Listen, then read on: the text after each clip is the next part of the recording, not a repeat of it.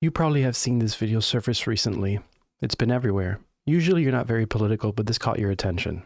Dr. Kornbluth, at MIT, does calling for the genocide of Jews violate MIT's code of conduct or rules regarding bullying and harassment? Yes or no? They targeted at individuals, not making public statements.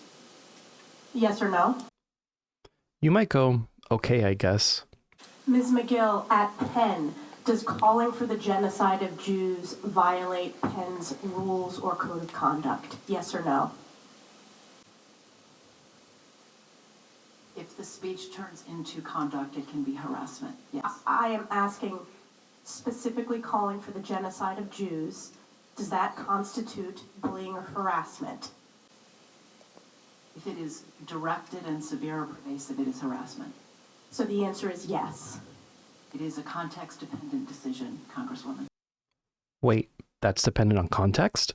And Dr. Gay, at Harvard, does calling for the genocide of Jews violate Harvard's rules of bullying and harassment? Yes or no? It can be, depending on the context. And at this point, you may realize that any call to genocide is targeted. That's part of the definition. They keep on using this word context and seemingly siding with freedom of speech. This will get you thinking. First, the obvious. What if they replace Jews with any other group? Black people, Hispanics, Muslims, gay people, take your pick. In any other context, these people would be called monsters, and rightly so. On that note, how's free speech at Harvard? Oh, a 0? Abysmal speech climate? Wait. Its free speech score was a negative? Eventually, you'll get here. Cis heterosexism, fat phobia, and using the wrong pronouns qualifying as abuse and perpetuating violence on campus. Hold up, wait. Cis heterosexism? The idea that heterosexuality is normal? I mean, it is. Fat phobia? Does this mean that I've committed violence upon someone for rejecting their advances if they're trans or morbidly obese? And how am I going to keep up with everyone's ever-changing pronouns? But calling on the genocide of Jews is dependent on context. That's really interesting.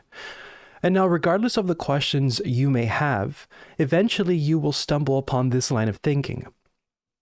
How the hell did Harvard become the most prestigious university out there? Are they still the most prestigious? Why? Is this a new thing, or have these elite universities been producing people like this for decades? Why would I want to go there? More importantly, why would I ever want to send my kid to that place? Also, how do they justify such outrageous tuition costs? And wait, there's more? Because of these videos, Harvard has lost $1 billion in funds, and it's been recently discovered that Claudine Gay has plagiarized most of her work from a professor named Carol Swain. And the Harvard Corporation has decided to keep her. In spite of all that, let's dodge the obvious question whether her being Harvard's first black president has anything to do with her staying on as Harvard's president right now. When was the last time that you've seen so much corruption come from one place? This is the line of thinking. Use a respected institution to push new, retarded ideas. These ideas make no logical sense and must be followed by those in the institution or face exclusion from the privileged group. Then, these individuals graduate, go out into the real world, and are put in positions of power because of the prestige that is generated by a Harvard degree. But remember, that prestige generated by the Ivy League school comes from an idea formed decades ago, probably when we were really young, and that model has not been updated for the average person. Events like this provide an opportunity for people to update their models and realize how far the top universities have fallen. They don't deserve the respect and veneration they used to have. They don't deserve the minds of your bright young children. Why would you want them as morally corrupt as this?